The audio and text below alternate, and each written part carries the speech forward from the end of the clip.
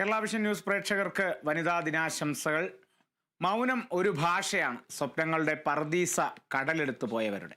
ഏതൊരു പെൺമനസ്സിനും അത്തരം കടലെടുത്തു പോയ കഥകൾ പറയാനുണ്ടാകും. കോഴിക്കോട് നിന്നും അഭിന പി ചിറക്കൽ തയ്യാറാക്കിയ റിപ്പോർട്ട് കാണാം.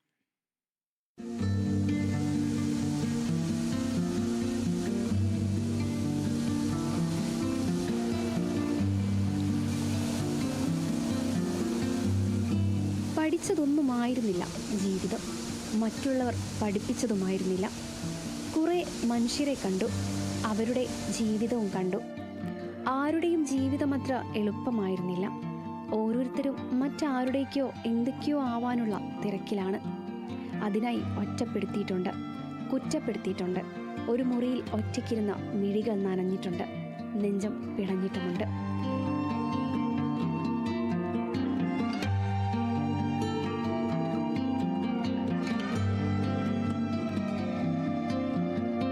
ചുമരുകൾക്ക് പോലും കൈവിരലുകൾ ഉണ്ടായിരുന്നെങ്കിലെന്നൊരു മാത്രം കൊതിച്ചു പോയിട്ടുണ്ട്, ഒന്ന് വാരിപ്പുണരാൻ. അന്നും ആരെയും കുറ്റപ്പെടുത്തിയിട്ടില്ല. സ്ത്രീജന്മം ശപിക്കപ്പെട്ട ജന്മം എന്നാണല്ലോ. പക്ഷേ ആ സ്ഥിതിവിശേഷം മാറ്റിക്കുറിക്കണം. പലരും പലതും പറയും.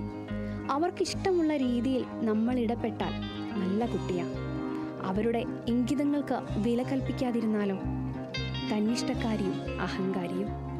അവൾ വളർന്ന ചുറ്റുപാടുകൾ, അവളുടെ ജീവിത രീതി, അതെല്ലായ്പ്പോഴും അവളെ അലട്ടിയിട്ടുണ്ട്. പക്ഷേ ഒരു ചിരിയിൽ അവൾ അവളുടേതായ ലോകം കണ്ടെത്താൻ ശ്രമിക്കുകയായിരുന്നു. പലർക്കും പലതാണവൾ. അവരോടൊന്നും കൂടുതൽ പറയാനോ ബോധ്യപ്പെടുത്താനോ ഇന്ന് അവൾക്ക് താല്പര്യമില്ല. മനസ്സിലാക്കുന്ന ഒരാൾ മതി, അതിലവൾ സന്തോഷവതിയാണ്. സ്ത്രീകളെ മനസ്സിലാക്കുക അത്ര എളുപ്പമല്ല. അവളിലേക്ക് ഇറങ്ങിച്ചെല്ലുക അസാധ്യമെങ്കിലും അവൾ എന്നും സിമ്പിളാണ്.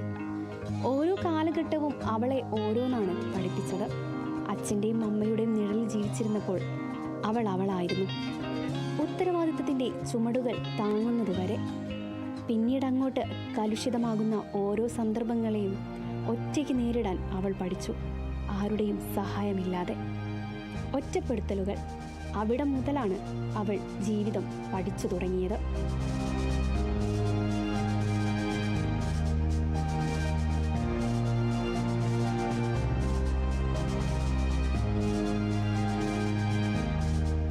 എന്നെ ഇഷ്ടപ്പെടുന്ന എനിക്കായി സജി തറയിൽ പകർത്തിയ ദൃശ്യങ്ങൾക്കൊപ്പം Abhina P Chirakkal, Kerala Vision News, Kozhikode.